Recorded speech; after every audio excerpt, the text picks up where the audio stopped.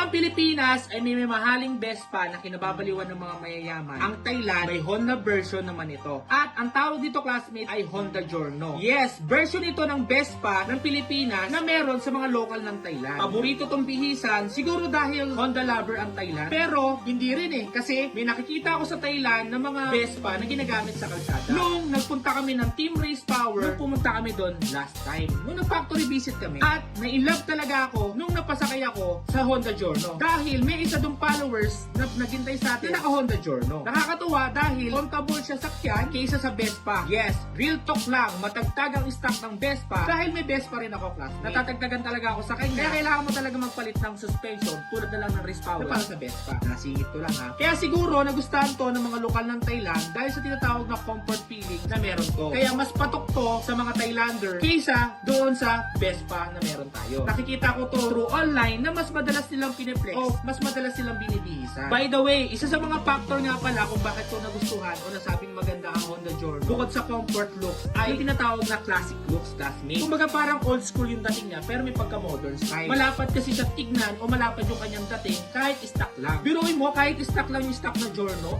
may dating na rin to. Paano pa kaya kung binihisan to? Yung mga colorway niya, classmate, yung lahat ng color na nilawas niya is magaganda yung kulay na nagmimisulat tong elegante. Alam naman natin na ang Vespa ay elegante, yung Giorno elegante rin. Kaya masasabi kong direct competitor talaga sila. Kaya hindi na ako nagugulat kung yung mga lokal ng Thailand ay nagustuhan tong motorsiklo na to at tingin ko ay magugustuhan din natin kapag dumating to. Sayang nga lang hindi ko to nagamit nung nag-road trip kami kasi pinapahiram mo siya sa akin pero nahiya ba ako at hindi ko to ginamit. Pero aabangan ko na lang to kapag dumating to sa Pilipinas, class. Kaya ikaw, kung magkaka-Giorno sa Pilipinas, bet mo ring bang bumili neto o mag-avail neto kaysa sa Vespa? O mas gusto mo yung Vespa pa rin kaysa sa Giorno? Comment down below kung ano yung tingin mo, kung Vespa o yung aabangan natin Giorno. At kung darating to sa Pilipinas, classmate, for sure, papalitan ko kagad yung suspension neto dahil nakikita ko sa kanya na babagay yung race power na Artec yung nasa ilalim yung baso, classmate. Tingin ko kasi bagay sa mga classic look yung mga nasa ilalim yung baso. Kaya automatic, napapalitan ko to kapag dumating to sa Pilipinas. Comment down below kung tingin nyo tama yung suggestion ko o bet din yung magka-Giorno sa Pilipinas. Salamat! Premium na suspension,